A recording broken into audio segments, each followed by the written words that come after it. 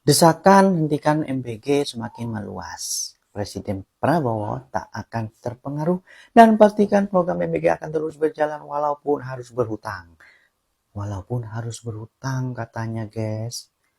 Prabowo tak ingin anak-anak kalian pada kelaparan dan kurang gizi. Ya jangan berlebihan pak, kalau utang nanti negara yang menanggung, anak cucu kita akan menanggung utang itu pak. Jangan kebanyakan utang pak, realistis aja pak. Realistis aja pak, yang uang yang ada, kalau nggak ada jangan berhutang banyak pak. Kita sudah menanggung banyak hutang pak ya. Gimana menurut kalian guys ya? Prabowo kan melanjutkan apapun. MBG itu harus berlanjut katanya, walaupun berhutang. Hmm, ya saya kurang setuju kalau berhutang ya. Hmm. Caimin sebut program MBG paling berpengaruh, turunkan kemiskinan ekstrim. Masyarakat banyak yang sudah naik kelas. Naik kelas dari mana sih? MBG itu anak-anak dikasih makan. Terus katanya berpengaruh turunkan kemiskinan ekstrim. Gak nyambung Mbak Imin. Tentunya kemiskinan masih banyak kok, gak ada pengaruhnya. Oh, mungkin yang dikatakan Caimin ini karena MBG menyerap bekerja gitu.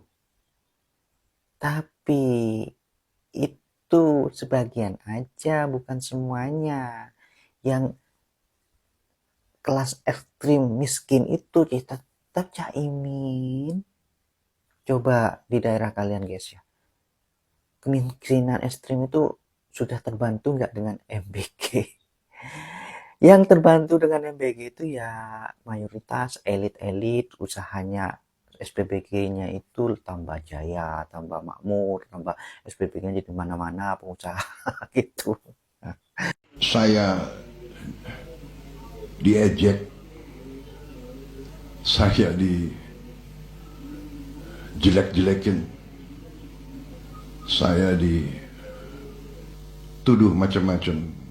Negara yang maju, negara-negara yang demokratis pasti punya program makan bergizi gratis untuk rakyatnya. Makan bergizi gratis mungkin tidak penting untuk orang-orang yang cukup berada. Mungkin tidak penting bagi mereka yang di atas. Tapi di seluruh dunia yang saya pelajari, makan bergizi gratis adalah sangat-sangat diperlukan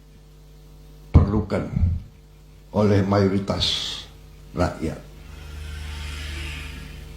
Waktu saya melancarkan program ini,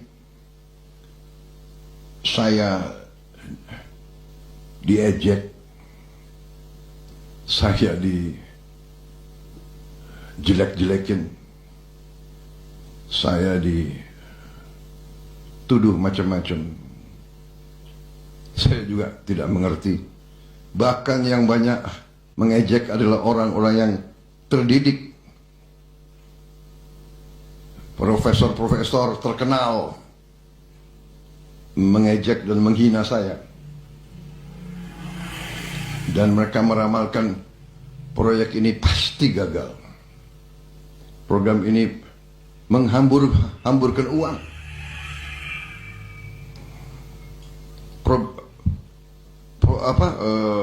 Operasi ini, kampanye ini menjelek-jelekan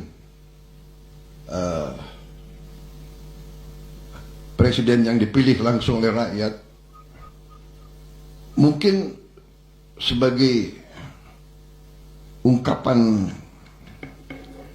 dendam dan dengki mungkin adalah biasa, tapi sesuatu yang menyerang hal yang sangat diperlukan oleh orang-orang yang belum kuat ekonominya, sungguh sungguh menyedihkan bagi saya. Sudah baca berita artikel ini? Dan terjadi lagi dan lagi, ada 162 siswa di Kepri keracunan akibat mengkonsumsi dari program MBG. Efek dari pemakaian borak sampai 500 mg. Padahal kasus-kasus siswa keracunan akibat mengkonsumsi MBG ini banyak sekali, bahkan ratusan ribu para siswa keracunan. Akan tetapi tak ada satupun polisi yang menangkap dan menjadikan tersangka para pengelola dapur MBG. Kenapa? Takut karena CEO MBG-nya itu adalah seorang presiden. Ini nyawa manusia loh Pak, ini para pelajar. Jangan dijadikan bahan percobaan. Jangan hanya karena yang penting program MBG itu ada dan jalan, tapi mengabaikan kesehatan dan nyawa seseorang. Coba kalau kejadiannya itu adalah siswa yang keracunan akibat jajanan di sekolah. Wah, polisi pasti udah gercep banget tuh menangkap penjualnya, menyita barang dagangannya, terus dagangannya ataupun makanannya dibawa ke uji lab. Apakah memang ada racun atau segala macam. Tapi di kasus keracunan MBG secara massal besar-besaran, bahkan ratusan ribu para pelajar keracunan akibat MBG, tak pernah mendengar satupun yang dijadikan tersangka. Apakah kepala BGN-nya ataupun pengelola dapur MBG-nya yang dijadikan tersangka? Nggak pernah ada. Program MBG bukan sekedar jalan dan ada, akan tetapi harus sesuai dengan tujuannya apa. Jangan hanya yang penting tuan senang, akan tetapi mengabaikan kesehatan dan nyawa para pelajar. Salam akal sehat. Halo penegak hukum di Indonesia, ini beneran nggak mau diperiksa MBG yang ada boraksnya ini? Kasusnya udah jelas, buktinya udah jelas, mensreanya udah pasti ada, nggak mungkin nggak ada unsur kesengajaan dalam hal ini.